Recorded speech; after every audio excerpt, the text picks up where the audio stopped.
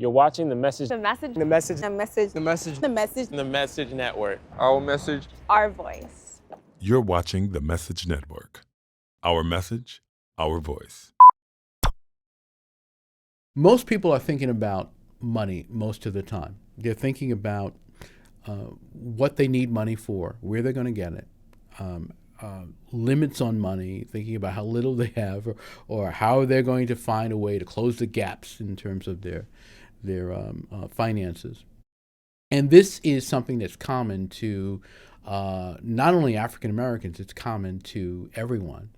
The challenge is African Americans have a unique issue with respect to economic empowerment, financial independence, money.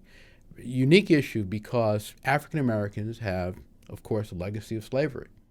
So what you're talking about are families who, for a period of time, their money-making power, their legacy, was not there. And so what you find is a lot of families are in a position where they don't have people in their family who have substantial amounts of money. They don't have people who have created businesses or who have long lines of investments and activities in certain areas. They're starting from scratch. Or they're starting maybe with some insights and a leg up from some parents or grandparents, but that's about it. They're not coming from a environment where they have this legacy of wealth. And the other factor that comes with that is the whole issue of how you think about wealth, how you think about money. So obviously, if you come from an environment where there isn't a lot of money available, you're naturally focused on shortage. You're thinking about the shortage. You're thinking about what's missing.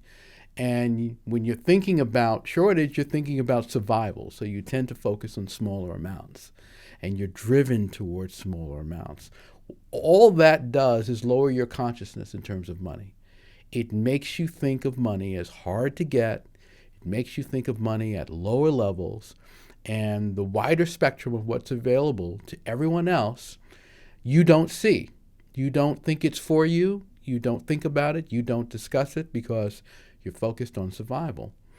I think African Americans have to think about money in new ways and have to look at the wealth that's around us and realize that that's for us, that we have the capacity to build wealth, we have the capacity to enjoy wealth, to pass wealth on, and to think about money in new terms. And we have to find ways to do that that are beyond the scope of thinking that we typically have. So if you're thinking about employment and you're thinking about savings and you're thinking about borrowing as the only ways that you can make money, you have to think beyond that. You have to think about entrepreneurship. You have to think about creativity. You have to think about working together as a group. You have to think about the power of unifying and using our intellectual capital to attract dollars. It requires a rethinking of money.